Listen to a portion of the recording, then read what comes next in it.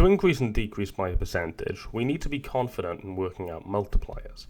To start with, what is 110% as a decimal? Well, you might be a bit confused because we can't have greater than 100%, but when we have something like 110%, it actually represents a percentage increase.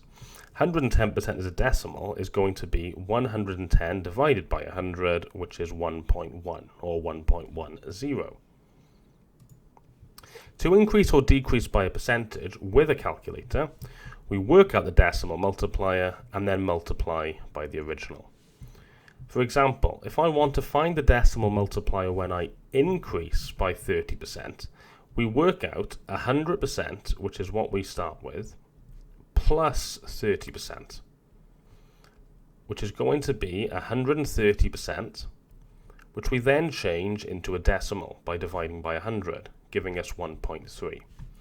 To increase by 5%, the multiplier would be 100% plus 5%, which is 105%,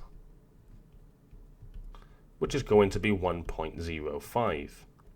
If I want to decrease by 25%, we begin with 100% and we subtract 25%.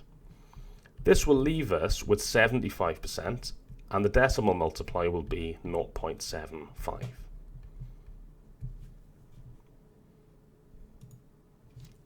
To actually do calculations, there's just one extra step.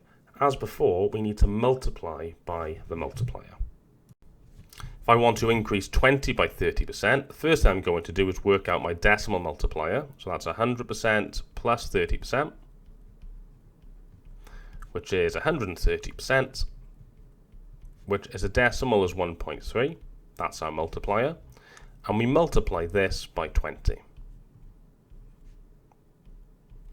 Which is just going to be 26. We don't really need a calculator for that, but we can use one. Increase 42 by 5%. To do this, I work out the multiplier, 100% plus 5%, 105%, which is 1.05, which we then multiply by 42.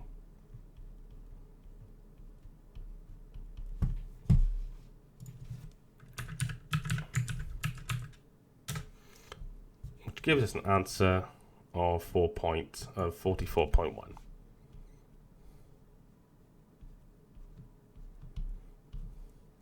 To decrease £150 by 25%, we work out the decimal multiplier, 100%, take away 25%, because we're decreasing, giving us 75%, which is a decimal, is 0.75, so we just need to do 150 multiplied by 0.75.